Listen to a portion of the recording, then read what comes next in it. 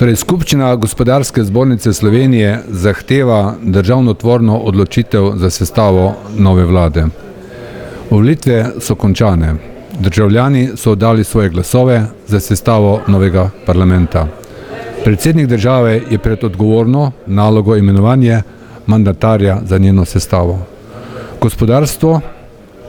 Gospodarske in politične razmere doma in v svetu zahtevajo čimprejšo sestavo nove vlade, učinkovite in odgovorne vlade.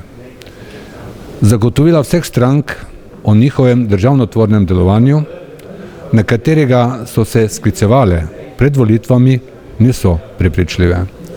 Zaradi zapletov pri prvih pogajanjih državljani in gospodarstvo vse bolj dvomimo o resnosti njihove politične ponudbe.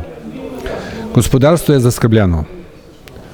Tudi poslovni partnerji v tujini nas sprašujejo, ali bo Slovenija po volitvah znova oblikovala svojo pozitivno podobo, da bo storila, kar zna in zmore, ali pa bo še naprej dajala podobo sprte in nezrele družbe in države.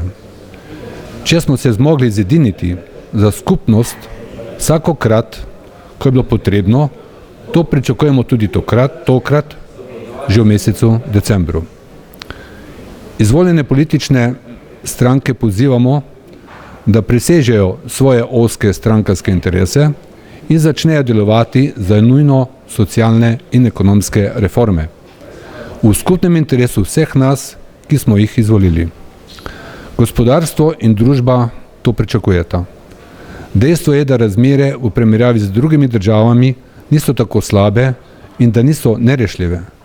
Treba pa jih je začeti reševati takoj, brez zavlačevanja. Gospodarska zbornica Slovenije zato poziva parlamentarne stranke, da v tem trenutku zavzamejo obljubljeno modrost in državno tvorno držo in da vlado sestavijo nemudoma, takoj naj začne z oblikovanjem ukrepov gospodarske politike, najprej pa naj v parlamentu še letos sprejmejo zakon o intervencijskih ukrepih za leto 2012. Gospodarstvo to pričakuje, potrebuje in na to ne more več čakati.